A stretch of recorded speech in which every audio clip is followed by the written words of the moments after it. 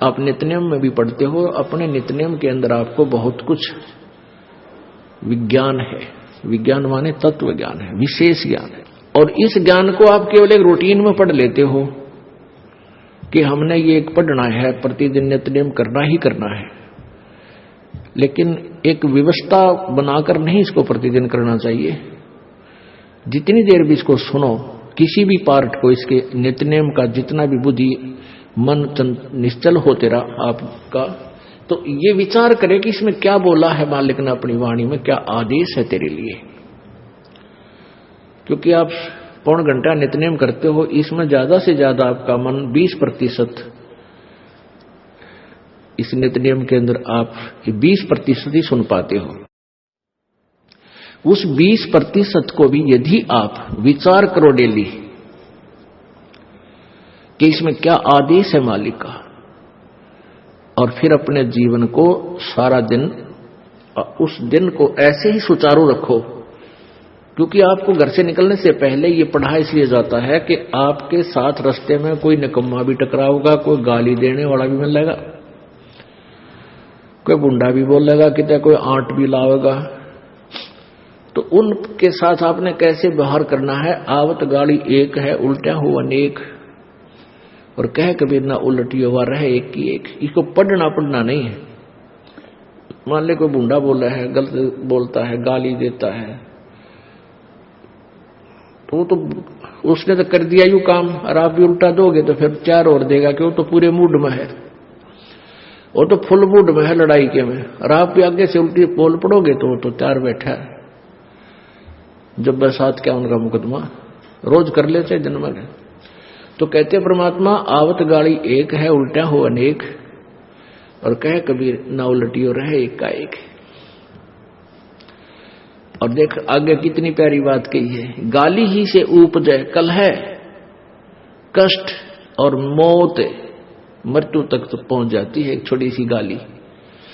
गाली ही से उपजे कलह, कष्ट और मीच, हार चले सो संत है, लाग मरे सो नीच।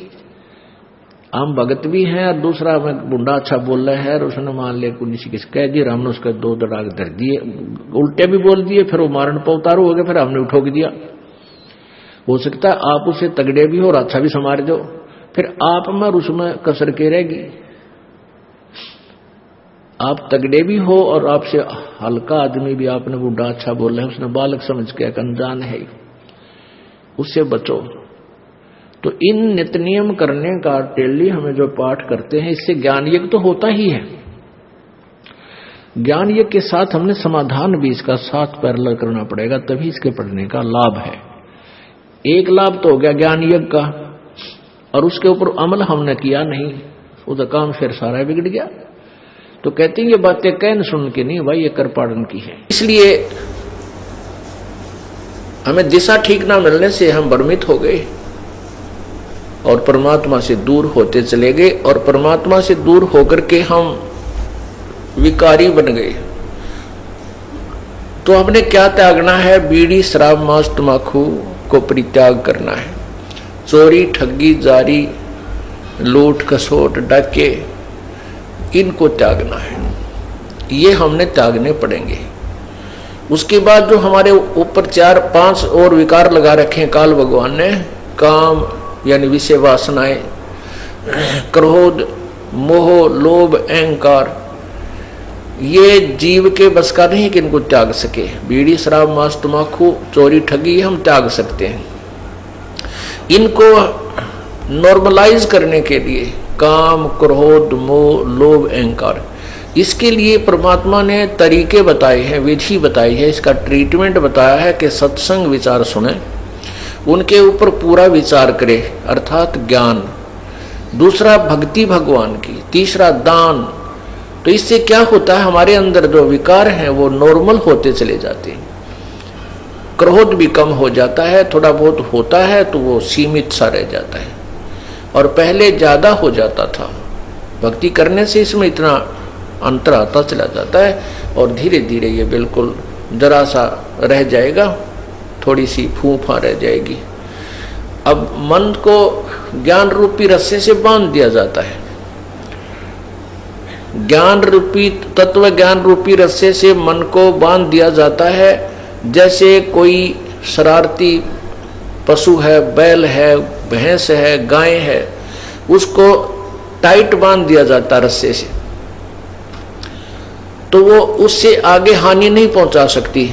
उस रस्से की रेंज में ही वह ऐसे सिर सुर मार कर अपनी फूफा कर लेगी, लेकिन हानि नहीं पहुंचा सकता वो पशु। ठीक इसी प्रकार इस मन पशु को इस तत्व ज्ञान रूपी रस्से से परमात्मा बांध देता है। इसकी आदत तो है ऐसी फूफा बकवाद करने की, ओछी मंदी सोचने की, लेकिन ये ज्ञान रूपी रस्सा इसको सीमा पार नहीं करने देता, इसलिए हानि नहीं कर सकता आपकी।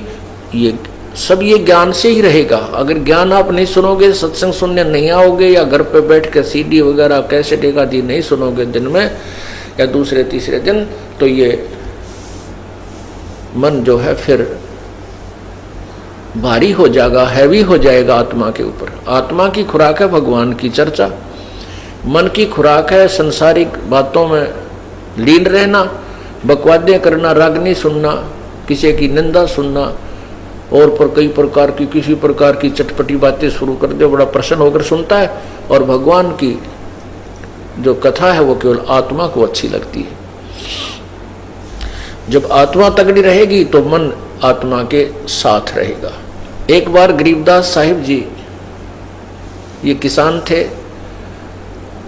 अपने घर बैठे थे, तो उनका एक किसान ही शिष्य था। वो आकर कहने लगा, महाराज जी आपके विचार सुनते हैं तब तक तो ये मन कति दुबका बैठा रहता है, सारी आंवर ले है। ठीक कहे महाराज जी, सही कह रहे हैं, बिल्कुल ऐसे करूंगा।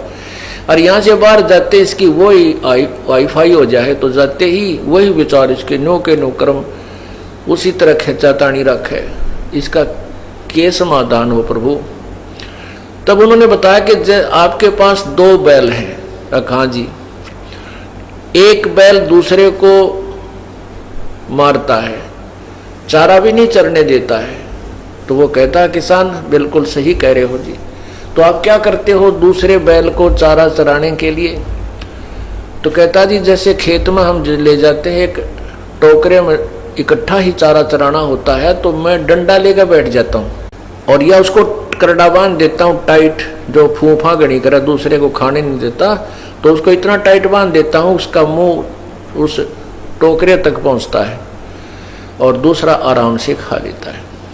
तो इसलिए परमात्मा कहते हैं ये मन और आत्मा 2 इकट्ठे जोड़ रखे हैं इस काल भगवान ने।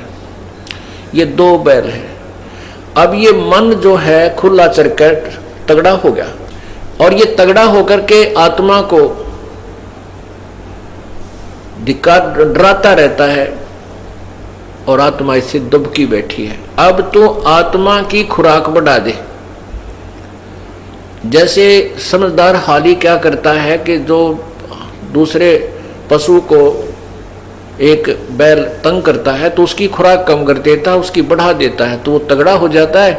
उस शरीफ ने तो मारना ही नहीं उसको, शरीफ बैल है वो नहीं मारता कभी दूसरे को। वो तगड़ा जब हो जाता है तो वो दूसरा कमजोर हो जाता है, तो उसकी आप ही मतना पड़ती है उस तगड़े की तरफ सींग सांग पिनाण की। तो इसी प्रकार परमात्मा कहते हैं कि जब तुम आत्मा की खुराक बढ़ा दोगे या मजबूत हो जाएगी, तगड़ी हो जाएगी, फिर ये मन इसके अनुकूल होने लग जाएगा। मन इसको आत्मा इसको घसीट लेगी, अपने साथ घसीटती रहेगी और अन्य मार्ग पर नहीं जाने देगी। अभी ये आत्मा को घसीट ले जाता है, अपनी मर्जी चलाता है। इसलिए पुण्यात्मा सत्संग में आने से ज्ञान होता है अपने को कि हमने क्या करना चाहिए